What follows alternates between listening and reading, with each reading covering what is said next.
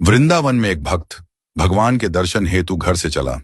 जब मंदिर के पास वाली गली में पहुंचा तो देखा मंदिर के समीप एक मिठाई की दुकान थी। भक्त ने दुकानदार से कहा, भगवान के लिए प्रसाद में पेड़े दे दीजिए। दुकानदार पेड़े तोल ही रहा था, तभी उसकी नजर सामने खड़े एक बच्चे पर पड़ी। छोटा सा बच्चा चिलचिलाती धूप में नंगे पैर तपती धरती पर खड़ा था, हाथ में फूल मालाएं ली। वो पुकार रहा था, भगवान के लिए फूल ले लो, फूल माला ले लो। हर आते जाते भक्त की दृष्टि उस बच्चे के पैरों पर पड़ी। न चप्पल न जूते।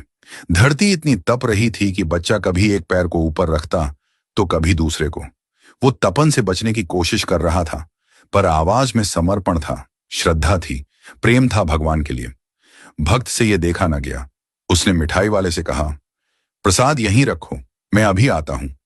वो पास की चप्पल की दुकान पर गया, नन्हे से बच्चे के लिए चप्पल खरीदी, फिर लौटा और बोला, लो बेटा, इसे पहन लो। बच्चे ने चप्पल देखी, फिर उस व्यक्ति को देखा, फिर आंखों में आंसू आ गए। उसने पूछा, क्या आप श्री कृष्ण हैं? व्यक्ति मुस्कुराया, बोला, नहीं बेटा, मैं श्री कृष्ण नहीं हूं। बच्चा जिद पर अड़ गया, नहीं, आप श्री कृष्ण ही हैं। मैं किसी को नहीं बताऊंगा, पर मुझे सच सच बता दीजिए ना। व्यक्ति फिर बोला, नहीं बेटा, मैं तो बस एक इंसान हूं। बच्चा बोला, तो आप श्री कृष्ण के दोस्त होंगे, क्योंकि कल रात मैंने भगवान से प्रार्थना की थी।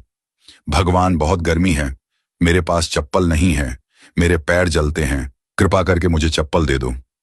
और आज आप आए चप्पल लेकर, इसलिए आप जरूर उनके दोस्त हैं।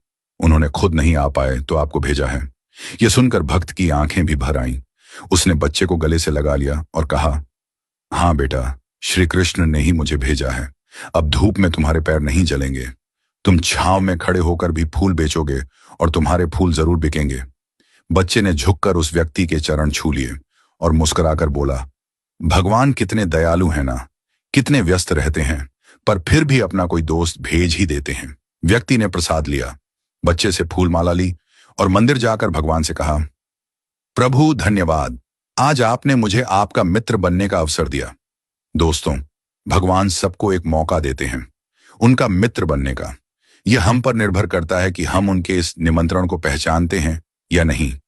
हर व्यक्ति, हर जीव भगवान के सामने नतमस्तक होता है, भगवान के सामने अपनी इच्छा रखता है, भगवान को अपने दुख बताता है, अपनी परेशानी बताता है, भगवान के साथ अपने हालात साझा करता है, और भगवान किसी भी जीव के भीतर प्रकट होकर के उस व्यक्ति की मदद करते हैं। यदि आप चाहते हैं कि आपको भी वो मौका मिले कि भगवान आपके भीतर प्रकट हो, तो दूसरों की मदद करना शुरू कर दीजिए। इससे आप भगवान के मित्र बन जाएंगे। क्या आप तैयार हैं भगवान के मित्र बनने के लिए?